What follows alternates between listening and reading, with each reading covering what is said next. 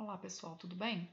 Na nossa última aula, a gente falou sobre o sistema respiratório em sua primeira parte, onde eu fiz a apresentação dos componentes desse sistema e mencionei para vocês a divisão anatômica e também fisiológica, além de falar um pouco sobre a fisiologia e o funcionamento desse sistema, exaltando quais eram as suas principais funções.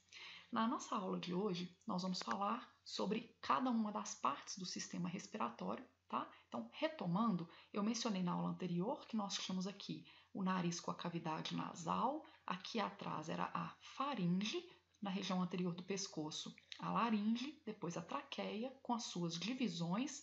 Essas divisões são chamadas de brônquios, e os brônquios vão se dividindo até ficar bem pequenos, com menos de 1 milímetro de diâmetro, então eles passam a se chamar bronquíolos, e os bronquíolos vão sendo subdivididos até chegar nos alvéolos, que é de fato a estrutura que se enche e esvazia de ar, permitindo as trocas gasosas. Então, além, obviamente, aqui do pulmão. Então, todas essas divisões dos brônquios, bronquíolos até chegar nos alvéolos estão contidas aqui dentro do pulmão, que é o órgão respiratório por excelência.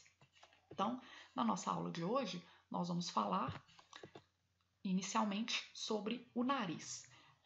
Quando pensamos em nariz, vem primeiramente essa estrutura que está aqui no nosso plano mediano da nossa face, tá? Que popularmente nós chamamos de nariz, mas anatomicamente falando, o nariz representa mais do que só essa parte externa. Então, isso aqui é chamado de nariz externo. A partir do momento que o ar entra para dentro do nariz externo, aqui pelas narinas, o ar vai estar presente dentro da cavidade nasal. E ainda existe aqui, em alguns ossos do crânio, cavidades contendo ar chamadas de seios paranasais. Então agora nós vamos falar especificamente sobre cada uma dessas partes, começando aqui pelo nariz externo. Conforme eu estava mencionando, o nariz externo é essa estrutura que fica localizada no plano mediano da face. Aí eu gosto sempre de chamar a atenção, mostrando pela imagem, que aqui em cima o nosso nariz ele é formado por dois ossos pequenininhos chamados de ossos nasais. Então aqui em cima, onde eu estou apontando, fica a raiz do nosso nariz, que é essa região aqui. A parte mais anteriorizada, mais projetada para frente, que é essa, ela é chamada de ápice do nariz.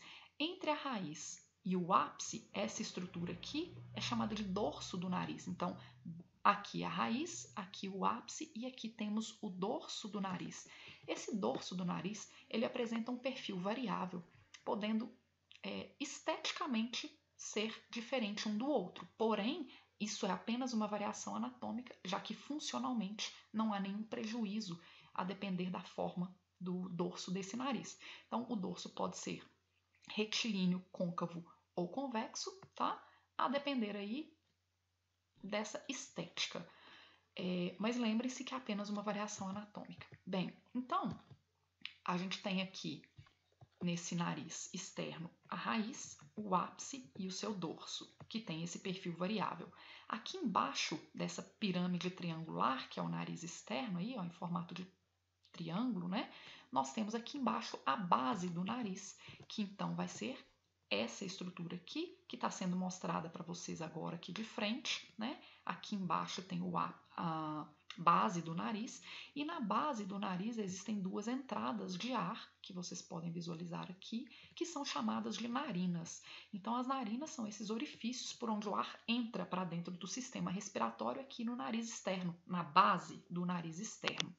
Bem, então, essas duas narinas, elas são separadas por um tecido cartilaginoso aqui, que é a parte cartilaginosa do septo nasal. Mais para frente nós vamos ver o septo nasal, e o septo nasal ele é uma estrutura óssea, tá? Porém, tem um pedaço dele, uma parte dele que fica na região anterior, que é cartilaginosa, e é justamente essa parte cartilaginosa que separa uma narina aqui da outra, tá? Bem, então, conforme eu estava explicando, está escrito aqui. Falta ainda a gente falar sobre uma alteração na posição das narinas, que essa alteração se dá de acordo com o grupo racial. A gente pode observar que a narina na raça branca ela é mais no sentido antero-posterior, e com isso o nariz externo da raça branca fica mais pontiagudo. ao passo que a posição da narina na raça negra ela é mais oblíqua, ela fica mais na diagonal. E por esse motivo, o nariz externo na raça negra acaba sendo um pouco mais achatado e mais largo. Porém, são variações anatômicas, tá? Então, lembrem-se que nariz em anatomia não é apenas esse que é visível na parte externa do rosto, que é chamado de nariz externo, tá? Nariz em anatomia é o nariz externo, a cavidade nasal e os seios paranasais. Bem, faltou eu comentar com vocês que essa região lateral aqui, cartilaginosa do nariz, ela é chamada de asa do nariz, esta estrutura, asa do nariz que está aqui. E a asa do nariz, ela é importante para a gente porque ela nos mostra uma possibilidade de esforço respiratório, porque ao respirarmos, essa asa do nariz, na inspiração ela abre e na expiração ela se fecha. E em pacientes com extremo esforço respiratório, a asa do nariz ela pode ficar se movendo rapidamente, que a gente chama de batimento de asa de nariz, e isso indica a presença de um esforço respiratório considerável. Então, é interessante a gente observar isso daí. Os meninos da fisioterapia vão observar isso como um sinal de esforço respiratório quando estiverem atendendo na área da fisioterapia respiratória. O pessoal da odonto, por exemplo, se dá uma anestesia e causa um batimento de asa de nariz, pode ser que a pessoa era alérgica, tá, a essa anestesia. E o pessoal da radiologia, por exemplo, ao tomar aquele contraste para fazer alguns exames, também pode ter uma resposta inflamatória, um edema de glote também, semelhante ao que acontece na anestesia do dentista, e causar o batimento da asa do nariz. Então, é importante observar esse batimento de asa de nariz. E o pessoal da psicologia pode utilizar isso tanto na vida acadêmica, vida prática de atuação, mas também com pessoas próximas, né? A gente sempre tem que observar esse batimento de asa de nariz. Então, passando por aí, né, passando essa parte do nariz externo, eu já mostrei a vocês que ele tem uma parte óssea, que são os ossos nasais aqui que formam a chamada raiz do nariz, e vocês podem observar que tem uma parte que é cartilaginosa. Então, a parte cartilaginosa e a parte óssea. Por isso eu digo que o nariz é uma estrutura osteocartilaginosa. E quando a gente prepara o crânio para poder estudar a parte óssea, né, vocês podem observar que a raiz do nariz está presente aqui com os dois ossos nasais, mas observem que a parte cartilaginosa foi removida. Então, ao preparar um crânio para estudo anatômico, é removida essa parte cartilaginosa e ao se remover essa parte cartilaginosa, sobra essa abertura, que é chamada de abertura piriforme. E isso está escrito aqui, tá, pessoal? Bem, com relação ao nariz externo, era isso. Vamos falar agora sobre a segunda parte do nariz, que é chamado de cavidade nasal. Então, a gente sabe que existem as entradas de ar que são chamadas narinas e que uma vez que o ar passou para dentro das narinas, ele já está localizado aqui na chamada cavidade nasal ou também chamada fossa nasal, tá? Então, essa é a cavidade nasal que se comunica anteriormente com o meio externo, tá? E aqui posteriormente ela está delimitada nesse finalzinho aqui pela coana. Então vocês estão enxergando nesta imagem aqui 3 elevações, né, ósseas, concha nasal superior, concha nasal média e concha nasal inferior. E ao final das conchas nasais aqui, vocês têm a delimitação posterior dessa cavidade nasal, que é chamada de coana. A coana, como escrita aqui, marca o final da cavidade nasal e o início da faringe. Então, essa estrutura onde eu estou passando a seta aqui já é a faringe, que tanto pertence ao sistema respiratório quanto ao digestório. Então, a cavidade nasal se comunica anteriormente com o meio externo, pelas narinas, e posteriormente ela vai se comunicar com a faringe aqui através das coanas, tá? Bem, essa cavidade nasal, isso que eu expliquei está escrito aqui. Essa cavidade nasal, ela vai ser dividida ao meio por uma estrutura osteocartilaginosa chamada de septo nasal. Então, quando vocês olham para essa imagem aqui, vocês estão vendo uma estrutura óssea aqui dividindo uma cavidade nasal da outra. Então, isso é o chamado septo nasal. Porém, quando a gente olha o septo nasal por aqui, fica parecendo que ele é só uma estrutura bem fina, pequena, mas não. Esse septo nasal recobre toda esta cavidade nasal aqui, desde o início até aqui o final nas coanas, tá? Separando essa parte direita da parte esquerda, tá? Esses ossos são dois que compõem essa cavidade nasal, o etimoide e o vômer. Pessoal, aquelas conchas nasais que eu mostrei para vocês, concha nasal superior, média e inferior, elas são de grande importância. Por quê? Eu vou mostrar uma imagem aqui da faringe, né, para comparar para vocês. Observem que nessa imagem vocês estão enxergando a cavidade nasal sem aquelas três conchas nasais. Ao passo que nesta imagem aqui, nós estamos enxergando as três conchas nasais. O correto é isso daqui, tá? Qual que é a importância da presença delas? Essas conchas nasais, elas são importantes porque elas são revestidas por um tecido mucoso. Tecido mucoso é aquele que produz muco, e o muco dentro do nariz é o popularmente chamado catarro, são as secreções produzidas, tá? Elas têm importância pra gente vai ver isso daí, mas o que acontece? Toda vez que essa mucosa está revestindo aqui a cavidade nasal, ela é inflamada, tá? Ela acaba respondendo com um edema, que é o aumento do tamanho, e com o aumento da produção do muco. Então, por exemplo, pensem quando vocês estão gripados. O vírus da gripe, ele vem, atinge aí a mucosa, ela se inflama, aumenta a produção de muco e o edema acontece. Então, por muitas vezes, a gente assoa o nariz e não sai secreção nenhuma e não melhora essa obstrução nasal. Isso porque essa mucosa está edemaciada, inchada. Por outro lado, também é comum quando estamos gripados, essa mucosa, a gente sente que a gente fica com o nariz escorrendo, exatamente porque essa mucosa aumentou a produção desse muco, tá? Então, aquelas três conchas nasais são importantes porque elas aumentam a superfície mucosa da cavidade nasal. Se eu for analisar a quantidade de mucosa que tem nesta imagem com as três conchas nasais, ela é muito mais considerável do que nesta imagem onde as conchas nasais não estão presentes. Então, isso é de grande importância, de grande valia, porque as conchas nasais, aumentando a superfície mucosa, nessa mucosa existe também cílios, vasos sanguíneos, e isso tudo é importante para um processo chamado de condicionamento do ar. O que é o condicionamento do ar? Lembra quando eu estava falando sobre a divisão anatômica e funcional? Quando eu falei sobre a divisão funcional, eu mencionei que a parte de... Perdão, quando eu estava falando da divisão funcional, eu falei que a via aérea de condução, ela tinha apenas dois papéis.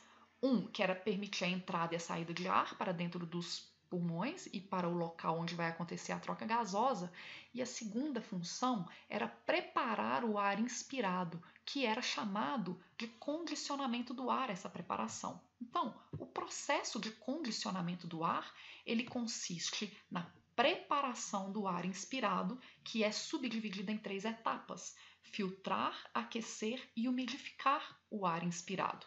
Quem filtra o ar são os pelos que estão na entrada do nariz, ali na narina, e os cílios que estão presentes ao longo da nossa via aérea, tá? Que são pelos bem pequenininhos, que filtram o ar. As partículas vão ficando aderidas nos pelos e nos cílios. O aquecimento do ar é feito pelos capilares sanguíneos, que são vasos sanguíneos bem pequenininhos. Eu costumo brincar que a diferença de um indivíduo vivo para um indivíduo morto, se você encosta no morto, ele está frio, está gelado, porque não está mais circulando o sangue, então ele fica frio, ao passo que nós somos seres aquecidos, né? A gente mantém uma temperatura constante de 36 graus exatamente porque temos o sangue circulando. Então, naquela mucosa presente nas conchas nasais, ela é cheia de vasos sanguíneos chamados capilares, que quando o ar passa por aquele local, ele aquece esse ar. E terceira parte desse condicionamento do ar e dessa preparação é a umidificação do ar, que é feita pelas glândulas da mucosa. A glândula produz o muco e esse muco ele umidifica o ar. Então, observem que quando a temperatura está muito quente, né? A gente está com a temperatura muito alta externa aí, Sete Lagoas, 36 graus, a temperatura está muito alta e a umidade do ar está muito baixa, a gente observa que as secreções mucosas que a gente produz no nariz ficam mais ressecadas, né? Então, voltando e resumindo, o condicionamento do ar, ele acontece dentro da cavidade nasal, exatamente, ele é realizado nas conchas nasais, tá?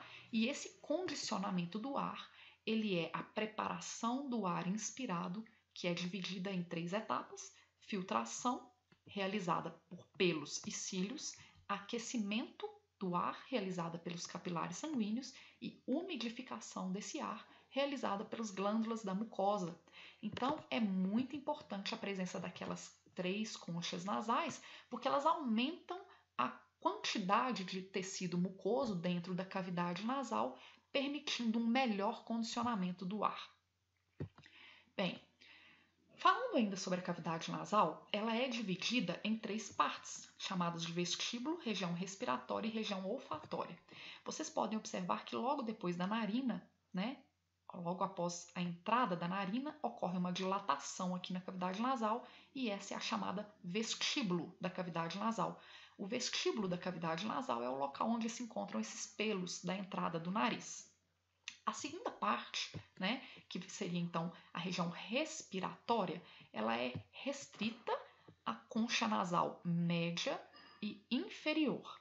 E por último, a região olfatória, que é aquela que é capaz de captar o olfato, aquela que tem receptores sensíveis à captação do cheiro, tá? A região olfatória, ela está presente aqui na região anterior do septo nasal e também aqui na concha nasal superior, tá? Então, repetindo, a cavidade nasal é dividida em 3 partes: porção inicial, que é o vestíbulo, é a parte dilatada onde estão os pelos e cílios; a porção respiratória, que se restringe à concha nasal média e inferior, que vai ser onde acontece o condicionamento do ar; e a terceira e última parte, que é a porção olfatória, restrita à região anterior da cavidade nasal e e concha nasal superior. Bem, é interessante chamar a atenção para o fato que nessa imagem aqui vocês estão observando que o septo nasal ele está torto, ele está desviado, tá? Então, o desvio do septo nasal é um desvio ósseo que acontece ao longo de toda a cavidade nasal. Então, quando esse desvio do septo acontece, observem nessa imagem aqui como a cavidade nasal do lado esquerdo está comprimida, ela está com menos espaço. Então, a pessoa com desvio de septo nasal acaba tendo dificuldade de respirar pela narina, que está acontecendo esse desvio, nesse caso aqui pela narina do lado esquerdo, tá? Uma outra coisa interessante que eu gosto de comentar aqui é que quando a gente chora, né, as glândulas lacrimais que ficam aqui na região medial do olho, né, elas produzem a lágrima com o intuito de lubrificar os nossos olhos.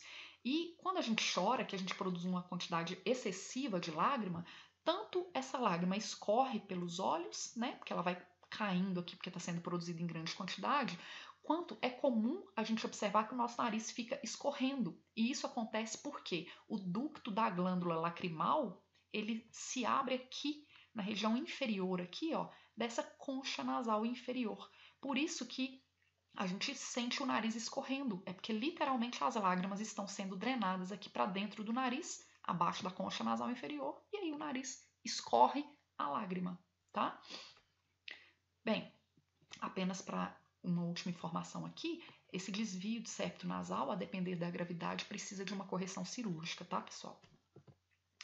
Bem, então vamos falar agora da terceira e última parte do nariz, que é chamado de seio paranasal.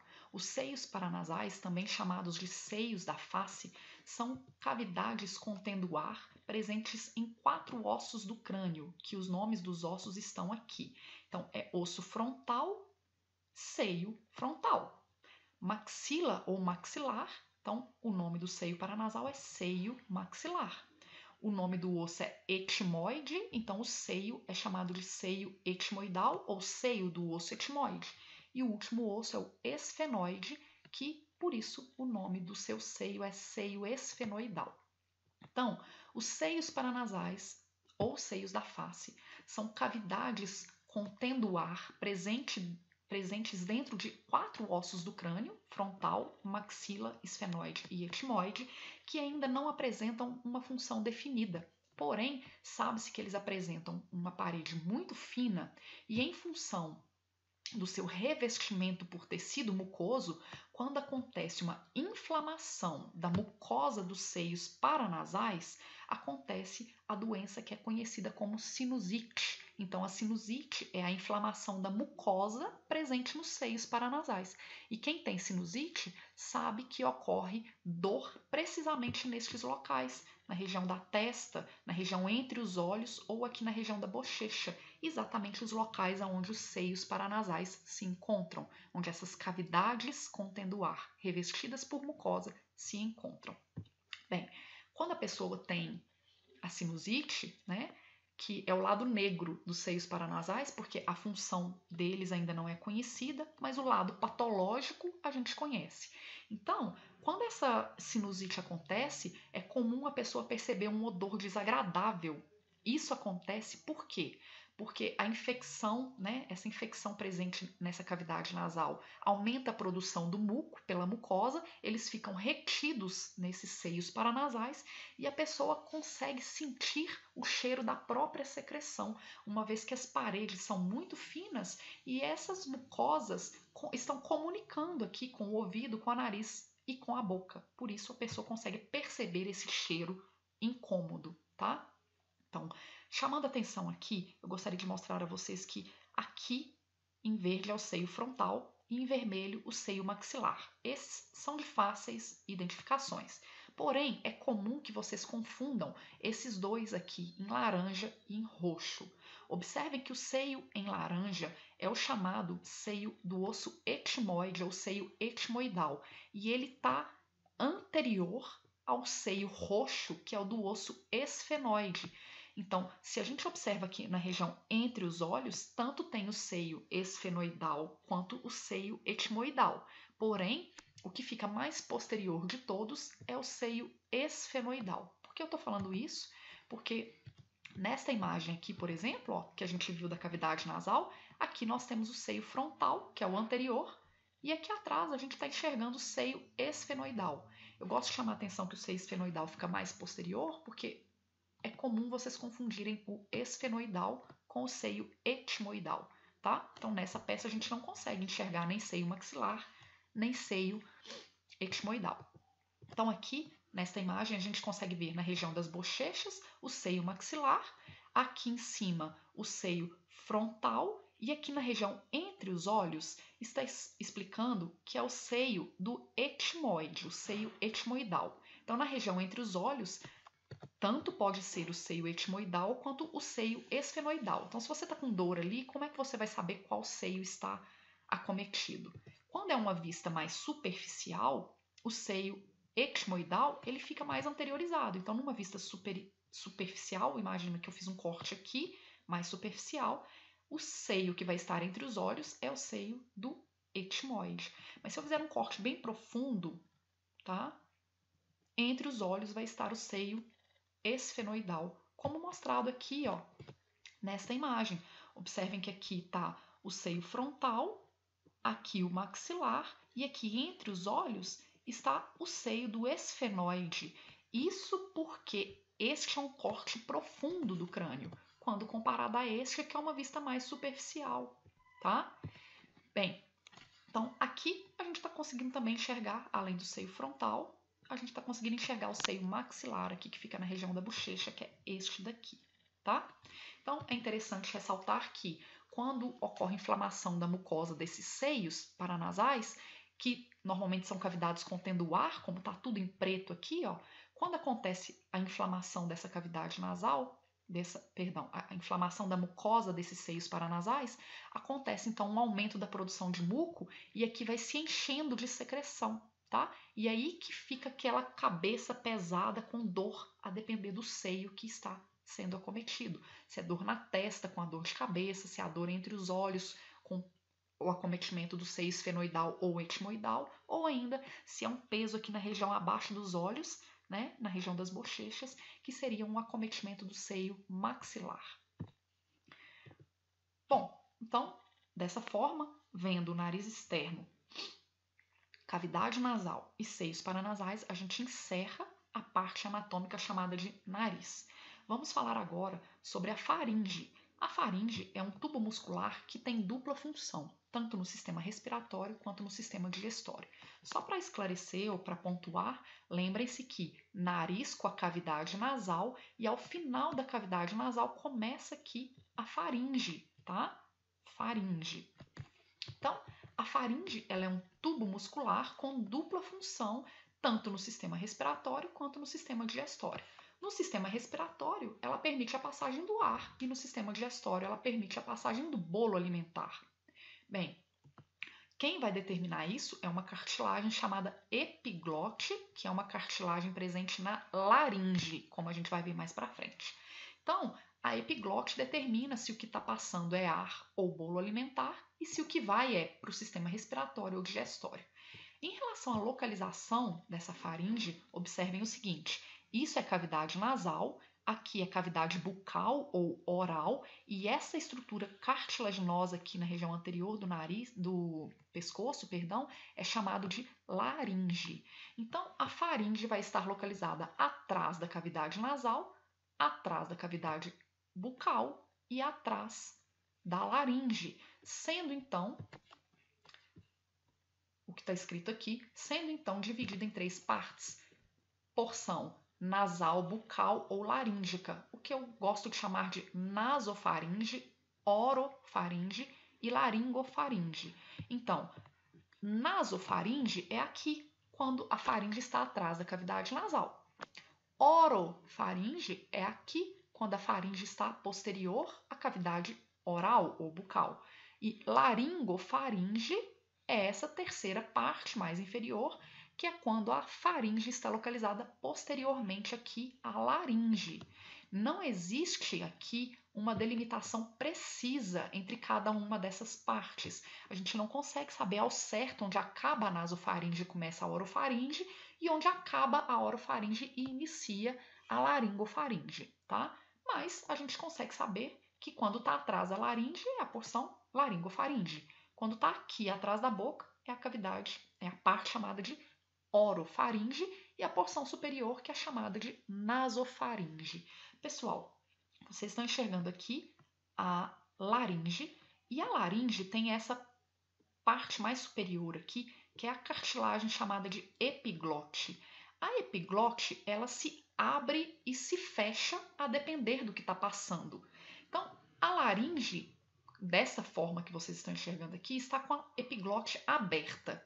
Quando a epiglote está aberta, é porque o que está passando é o ar. O ar entra pela cavidade nasal, chega na faringe e se direciona para a laringe para entrar para baixo, na traqueia e nos pulmões. Então, quando a epiglote está aberta, a laringe está aberta e aí o ar entra para dentro do sistema respiratório. Quando a epiglote se fecha, quando a epiglote fechar, o sistema respiratório está fechado. Significa que o que vai descer na faringe, então, é o que está entrando pela boca, que é o alimento, tá? Então, se vocês posicionarem a mão na laringe de vocês e deglutirem, que é engolir, vocês vão perceber que quando nós deglutimos, a laringe sobe e quando depois ela desce. Ela sobe e depois desce. Quando nós estamos engolindo, ou seja, quando tem algo na nossa boca, pode ser até mesmo a saliva, para não entrar para dentro do sistema respiratório, na hora que nós vamos engolir, a laringe sobe e a epiglote fecha para deixar a passagem do sistema digestório aqui atrás aberta. Ao passo que quando estamos respirando, essa epiglote se mantém aberta para que o que está entrando, para que o ar que está entrando passe da faringe para a laringe e entre no sistema respiratório. Então, aqui em laranja, vocês estão observando o trajeto do sistema respiratório, com o ar entrando pelo nariz, cavidade nasal e laringe traqueia. E aqui em azul claro, vocês estão observando o trajeto do que entra pelo sistema digestório. Entrou pela boca, chegou na faringe e desceu atrás da laringe aqui, ó, tá? Uma vez que na hora da deglutição a laringe sobe e a epiglote fecha. Pessoal, só voltando aqui nessa imagem anterior, eu gostaria de chamar a atenção para um fato interessante que é o seguinte: quando nós estamos respirando, a gente tanto pode respirar pelo nariz quanto pela boca, mas vocês observaram que em momento algum eu disse que a boca faz parte do sistema respiratório. E isso por quê? Porque se o ar entrar pelo nariz ou pela boca, o ar chega exatamente nesse ponto aqui, que é a faringe. Então, tecnicamente, indifere se respirarmos pelo nariz e pela boca, em termos de o ar chegar ao mesmo ponto. Porém, eu acabei de explicar para vocês que a cavidade nasal e as conchas nasais fazem o processo chamado de condicionamento do ar, que é a preparação do ar inspirado. Então, quando a pessoa tem problema para respirar pelo nariz, e aí ela é uma respiradora oral, o ar vai entrar pelo nariz sem, perdão, o ar vai entrar pela boca e chegar na faringe sem acontecer essa preparação, que é a filtração, umidificação e aquecimento. Com isso, como não filtra, aquece e umidifica esse ar, a pessoa que é respiradora oral acaba tendo muita inflamação de garganta, tá? Isso porque o ar está entrando mais impuro, mais cheio de poluição, tá? Então é fundamental respirarmos pelo nariz. A boca não faz parte do sistema respiratório. Porém, graças a Deus, ela acaba sendo uma válvula de escape, porque quando estamos gripados com alguma obstrução na cavidade nasal, a gente não morre porque a gente consegue respirar pela boca. Porém, pontualmente, né, nesses momentos, tudo bem. Mas se pudermos respirar pelo nariz e pela boca, lembrem-se que a boca não faz parte do sistema respiratório, então devemos respirar pelo nariz para que aconteça o condicionamento do ar. Bem, gostaria também de chamar a atenção de vocês para o fato de que aqui na nasofaringe, tá? Vocês podem observar que existe uma estrutura em forma de meia-lua, tá? Essa estrutura em forma de meia-lua, localizada aí parecendo uma foice, tá? Aqui localizada aqui dentro da nasofaringe, ela é chamada de torus tubal. Então, existe uma estrutura, tá, em forma de meia-lua chamada torus tubal e ela está delimitando. Dentro dela, ela está contornando um pequeno orifício que é chamado de ósteo faríngeo da tuba auditiva. Ósteo porque é um pequeno orifício, faríngeo porque está localizado na faringe e da tuba auditiva porque ele comunica a cavidade nasal com a cavidade timpânica, que é a do ouvido, tá? Então vocês já devem ter observado, por exemplo, que quando a gente está gripado, o nariz pode ficar, perdão, o ouvido pode ficar entupido. Isso acontece porque a secreção produzida em excesso obstrui esse ósteo faríngeo da tuba auditiva e com isso o ouvido fica entupido. Outra coisa que acontece, às vezes a gente está com uma inflamação da garganta, que é chamada de faringite. Ite é inflamação. Faringite, inflamação da faringe. Então, quando estamos com uma inflamação de garganta, com uma faringite, às vezes a gente sente o ouvido coçar, porque a inflamação acontece aqui na faringe e aí chega até o ósteo faríngeo da tuba auditiva e o ouvido começa a coçar, tá? Uma outra coisa que acontece, para quem já tiver andado de avião, vai ver que, às vezes, quando a gente sobe, na hora que o avião está lá em cima, dá uma pressão no ouvido. Instintivamente, nós temos a ação de abrir e fechar a boca. Ou então as pessoas falam, mastigam chicletes para poder não sofrer tanto com a pressão do ouvido. Porque aí, quando a gente está movimentando a boca, ocorre uma desobstrução desse ósseo faríngeo da tuba auditiva e aí iguala as pressões ali. E ainda tem mais uma importância clínica para esse ósseo faríngeo da tuba auditiva. Crianças pequenininhas, especialmente filhas de mãe de primeira viagem, podem sofrer uma inflamação do ouvido médio chamada de otite, tá? A otite é a inflamação do ouvido médio que pode acontecer se a mãe amamentar a criança muito deitada, tá? Se a criança ficar muito deitada, o leite pode escorrer para dentro do ósteo faríngeo da tuba auditiva e causar uma inflamação nesse ouvido médio. O nome dessa doença é otite. Então, o ósteo faríngeo da tuba auditiva, ele é muito importante porque ele comunica a cavidade nasal e timpânica. Popularmente, a gente pode dizer que o ósteo faríngeo da tuba auditiva comunica ouvido, nariz e garganta, tá?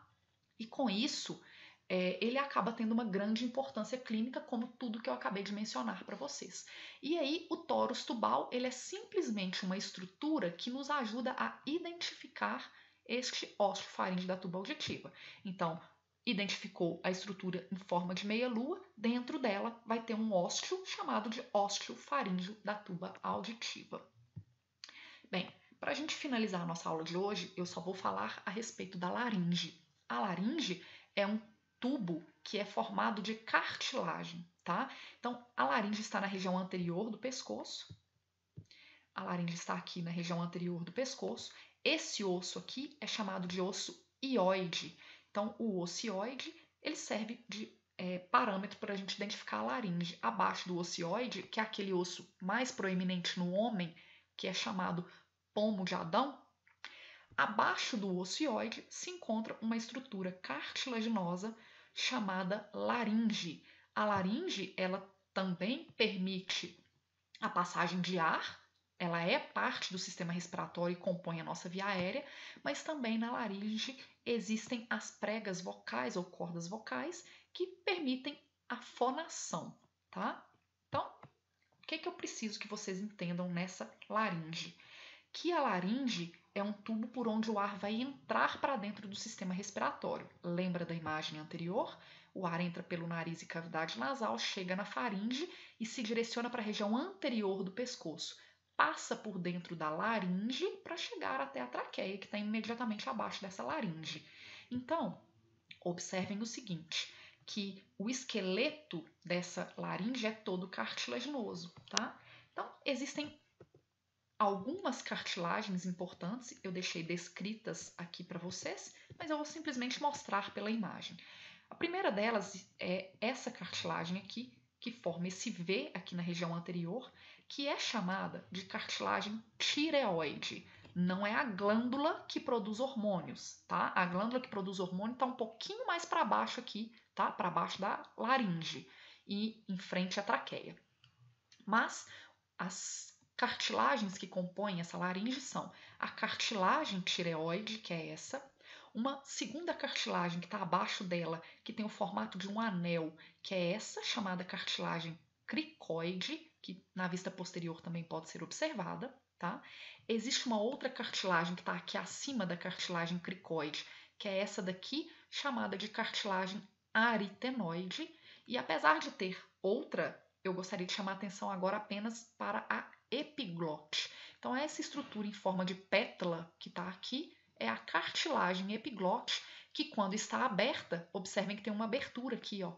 Essa abertura da glote, né, é chamada de glote, e essa abertura é a abertura para o sistema respiratório. Então, se a epiglote está aberta, o sistema respiratório está aberto enquanto respiramos. Se por um acaso estivermos deglutindo, engolindo, essa epiglote vai se fechar, tampar a entrada do sistema respiratório para que nenhum alimento, seja ele líquido, pastoso, entre no sistema respiratório, porque se isso acontecesse, poderia causar uma pneumonia, tá?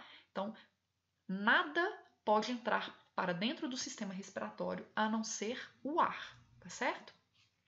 Então, pessoal, essas cartilagens estão descritas aqui e na nossa próxima aula a gente vai voltar falando sobre a traqueia.